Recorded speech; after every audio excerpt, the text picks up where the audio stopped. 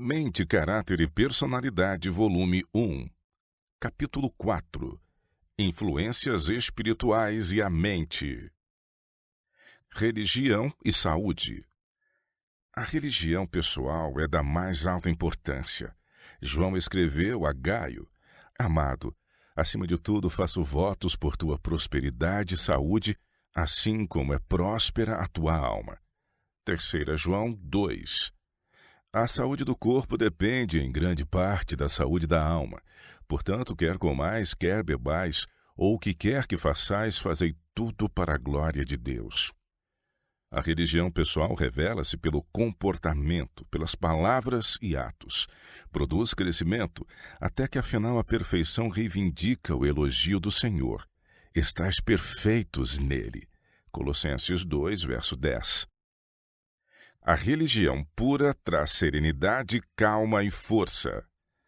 A religião pura, imaculada, não é um sentimento, mas a prática de obras de misericórdia e amor. Tal religião é necessária à saúde e felicidade. Ela penetra no poluído templo da alma e, com um açoite, expulsa os pecaminosos intrusos. Assomando ao trono, ela consagra todos por sua presença, iluminando o coração com os brilhantes raios do sol da justiça. Abre as janelas da alma em direção ao céu, dando entrada ao brilho do amor de Deus. Com este vem a serenidade e calma. Aumenta a força física, mental e moral, porque a atmosfera do céu, como um agente vivo, atuante, enche a alma. Cristo, a esperança da glória, é formado em nós. Deus é a fonte de vida e alegria. Deus é a fonte de vida, luz e gozo para todo o universo. Como raios de luz do sol, como correntes de água irrompendo de fonte viva, assim dele dimanam bênçãos para todas as suas criaturas.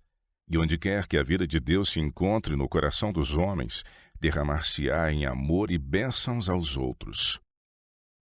Todos recebem vida de Deus. Todos os seres criados vivem por vontade e poder de Deus. São recipientes da vida do Filho de Deus. Por muito hábeis e talentosos que sejam e grandes suas capacidades, são abastecidos de vida da fonte de toda a vida. Ele é o manancial, a fonte da vida.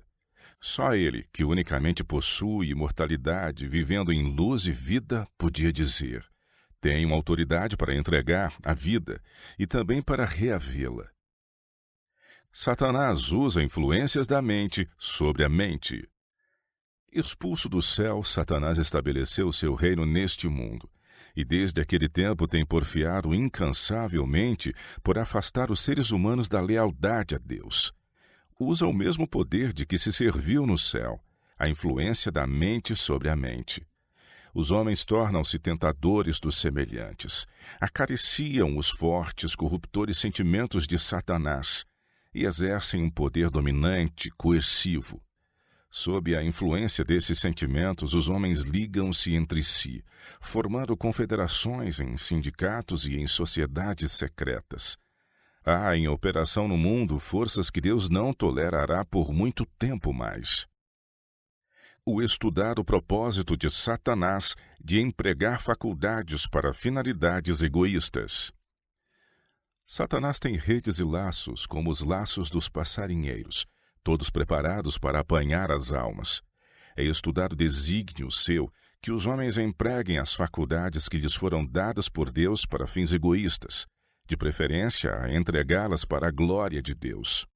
Deus deseja que os homens se empenhem em trabalho que lhes traga paz e alegria, e lhes produza proveito eterno. Satanás, porém, quer que concentremos nossos esforços no que não aproveita, nas coisas que perecem com o uso. Transgressão não trouxe uma nova ordem de energias e paixões. Não devemos supor que desde a transgressão de Adão, Deus tenha dado aos seres humanos uma nova ordem de energias e paixões, pois isto daria a ideia de que Deus tivesse intervindo para implantar no gênero humano propensões pecaminosas. Cristo iniciou sua obra de transformação logo que o homem transgrediu, a fim de que, pela obediência à lei de Deus e fé em Cristo, eles pudessem reaver a perdida imagem de Deus. Cada qual tem de escolher uma de duas bandeiras. Aqui se dará o grande desfecho. Aqui estão os dois grandes poderes confrontando-se: o príncipe de Deus, Jesus Cristo, e o príncipe das trevas, Satanás. Aqui se ferirá o conflito aberto. Só há no mundo duas classes, e cada ser humano se alinhará sob uma das duas bandeiras: a bandeira do príncipe das trevas ou a bandeira de Jesus Cristo. O pecado afeta o ser todo. O pecado afeta o ser todo. Assim também se dá com a graça. É o coração obstinado que tem rebaixado as faculdades da alma. Todos quantos quiserem aprender a ciência da salvação precisam ser submissos estudantes na escola de Cristo, para que o templo da alma se possa tornar a morada do Altíssimo. Se quisermos aprender de Cristo, a alma precisa esvaziar-se de todos os seus orgulhosos bens para que nela Cristo imprima sua imagem. A cruz confere à mente humana o devido nível. Que dá à mente humana o devido nível? A cruz do Calvário. Olhando a Jesus, autor e consumador de nossa fé, todo desejo de glorificação egoísta é lançado por terra.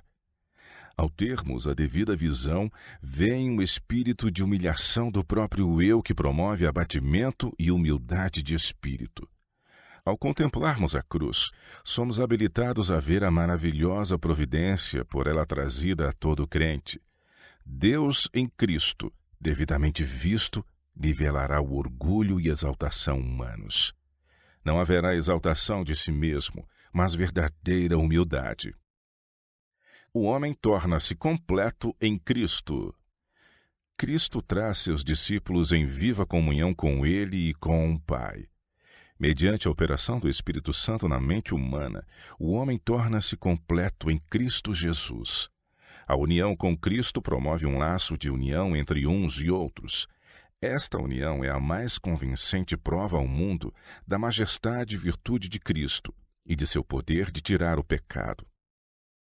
Só Deus pode elevar o homem na escala do valor moral. O valor do homem, tal como Deus o estima, é por sua união com Cristo, pois Deus é o único ser capaz de elevar o homem na escala do valor moral pela justiça de Cristo. A honra e a grandeza mundanas valem simplesmente aquilo que o Criador do homem lhes atribui. Sua sabedoria é loucura, fraqueza a sua força. O egoísmo e seus frutos. O egoísmo é a essência da depravação, e devido a se terem os seres humanos submetido ao seu poder, o que se vê no mundo é o oposto à fidelidade a Deus. Nações, famílias e indivíduos estão cheios do desejo de fazer do eu um centro. O homem almeja governar sobre os seus semelhantes. Afastando-se de Deus e dos semelhantes em seu egoísmo, segue suas irrefreadas inclinações. Age como se o bem dos outros dependesse de se submeterem à sua supremacia. A vitória pode ser alcançada. Mediante o cultivo de justos princípios, pode o homem alcançar a vitória sobre a tendência para o mal. Se ele for obediente à lei de Deus, seus sentimentos não continuarão por mais tempo torcidos e deformados. As faculdades não são por mais tempo pervertidas e esbanjadas por se exercitarem em objetivos que são de molde a levar ao afastamento de Deus. Mediante a graça concedida pelo céu, as palavras, os pensamentos e as energias podem ser purificados.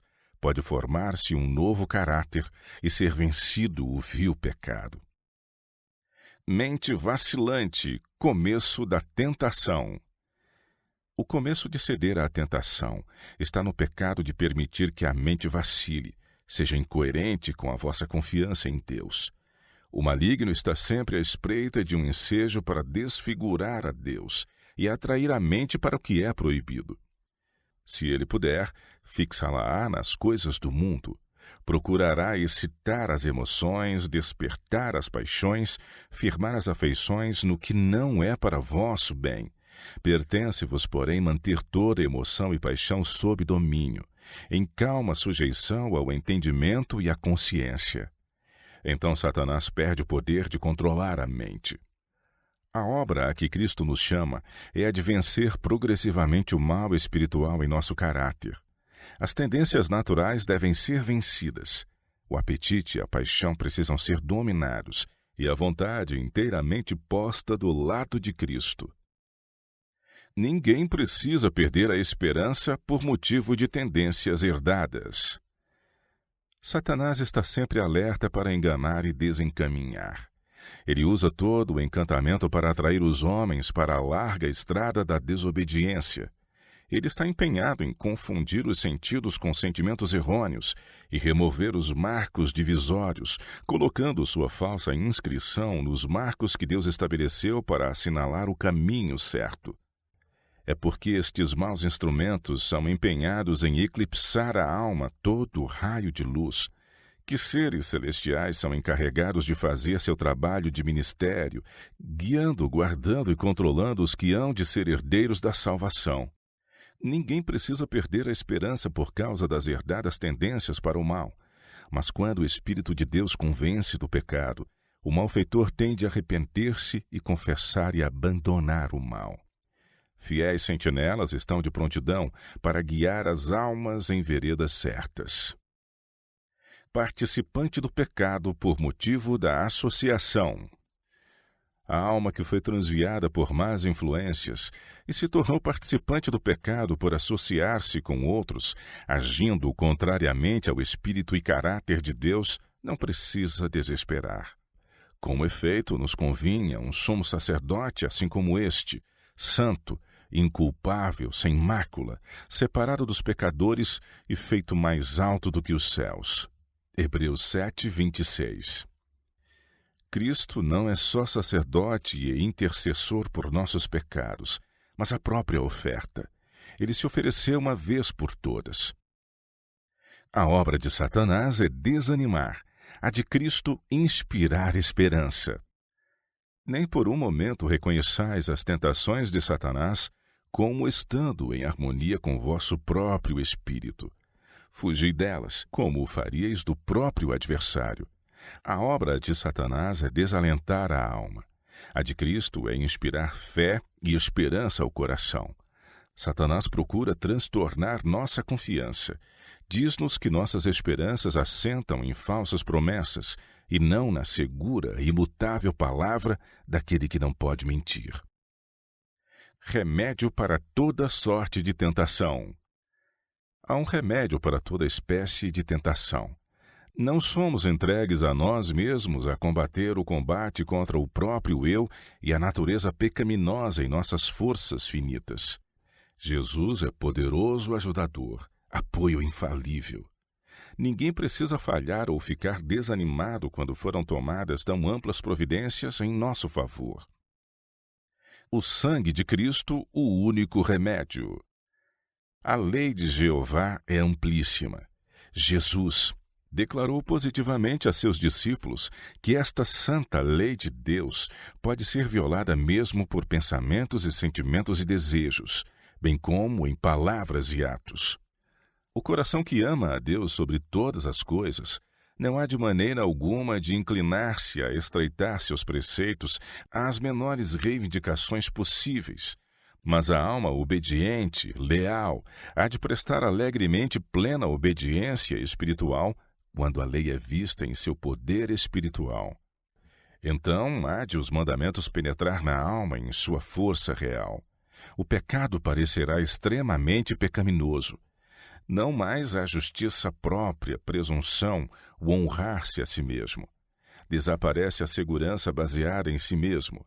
Profunda convicção de pecado e aversão de si mesmo, eis o resultado e a alma em seu desesperado senso de perigo. Apodera-se do sangue do Cordeiro de Deus como seu único remédio. Defrontando o desafio do tentador. Satanás virá ter convosco dizendo: sois pecador. Não permitais, porém, que ele vos encha a mente com o pensamento de que por isso que sois pecador, Deus vos tenha rejeitado. Dizei-lhe, sim, sou pecador, e por essa razão preciso de um Salvador. Preciso de remissão e perdão, e Cristo diz que se for ter com ele, não perecerei. Em sua carta para mim, leio: se confessarmos os nossos pecados, ele é fiel e justo para nos perdoar os pecados e nos purificar de toda injustiça. 1 João 1, verso 9. Eu crerei na palavra que me deixou, obedecerei às suas ordens. Quando Satanás vos diz que estáis perdidos, respondei: sim, mas Jesus veio buscar e salvar o que estava perdido. Quanto maior meu pecado, tanto maior minha necessidade de um Salvador. A atenção desviada da confusão para as obras de Deus. Deus convida suas criaturas a volverem a atenção da confusão e perplexidade que os cerca e admirarem as obras de suas mãos. Os corpos celestes merecem ser contemplados. Deus os fez para benefício do homem, e ao estudarmos as suas obras, anjos de Deus estarão ao nosso lado para nos iluminar a mente e guardar-nos dos enganos satânicos. O que a religião faz? A verdadeira religião enobrece a mente, refina o gosto, santifica o juízo e torna participante da pureza e santidade do céu o seu possuidor. Traz para perto de nós os anjos e nos separa mais e mais do espírito e influência do mundo.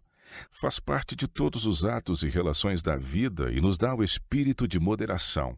E o resultado é a felicidade e a paz. Aumenta a capacidade intelectual. Como no caso de Daniel, na exata proporção em que o caráter espiritual é aperfeiçoado, aumenta a capacidade intelectual. Melhora a saúde física. Torne-se entendida a mente, e a vontade se coloque ao lado do Senhor, e haverá uma melhora maravilhosa da saúde física. Fazer o que é reto é o melhor remédio. A consciência de fazer o que é reto é o melhor remédio para o corpo e a alma enfermos. A bênção especial de Deus que repousa sobre o recebedor é saúde e vigor. Aquele cuja mente está calma e satisfeita em Deus encontra-se no caminho certo para a saúde.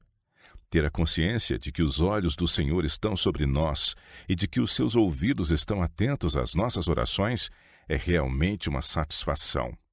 Saber que temos um amigo que jamais falha, a quem podemos confiar todos os segredos da alma, é uma felicidade que as palavras jamais podem expressar. O amor de Jesus circunda a alma de fragrante atmosfera. A alma dos que amam a Jesus será circundada de pura e fragrante atmosfera. Há alguns que ocultam a fome de sua alma. Estes serão grandemente auxiliados por uma palavra terna ou uma bondosa lembrança. Os dons celestiais, gratuita e abundantemente concedidos por Deus, devem ser, por sua vez, gratuitamente concedidos a todos quantos chegam dentro do círculo de nossa influência. Revelamos assim amor de origem celeste e que aumentará à medida que é francamente usado em beneficiar os outros. Assim glorificamos a Deus. Resultados de um momento de irreflexão.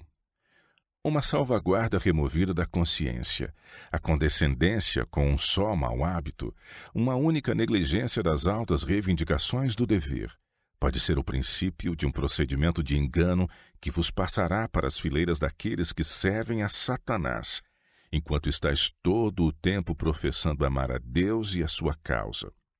Um momento de irreflexão, um só passo errado, pode volver toda a corrente de vossa vida para a direção errada. Deus não opera milagre para evitar a má colheita. O Senhor manda-nos advertências, conselhos e repreensão para que tenhamos oportunidade de corrigir nossos erros, antes de se tornarem nossa segunda natureza. Mas se recusamos ser corrigidos, Deus não intervém para frustrar as tendências de nosso próprio procedimento.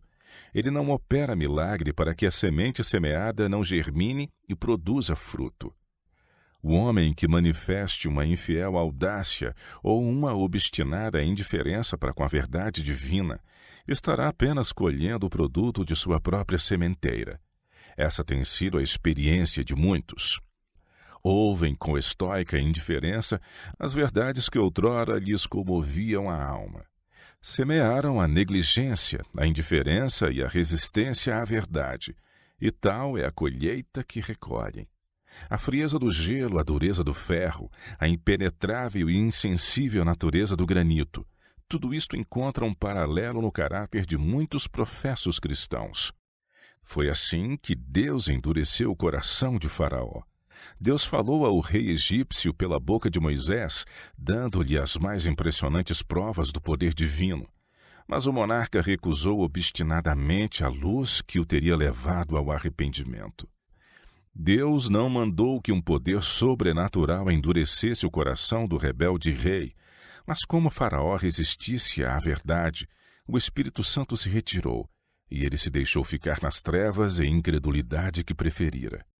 Pela persistente rejeição da influência do Espírito, os homens se desligam de Deus. Ele não tem em reserva instrumento mais poderoso para iluminar-lhes a mente. Nenhuma revelação de sua vontade pode alcançá-los em sua incredulidade. Moldando o nosso ambiente em vez de ser por ele moldados. Há males que o homem pode atenuar, mas jamais remover. Ele deve vencer os obstáculos e formar seu ambiente em vez de ser por ele moldado. Ele tem margem para pôr em prática seus talentos, pondo em ordem e harmonia onde há confusão. Nesta obra pode ele ter auxílio divino se o reclamar. Não é deixado a lutar com suas próprias forças contra as tentações e provas.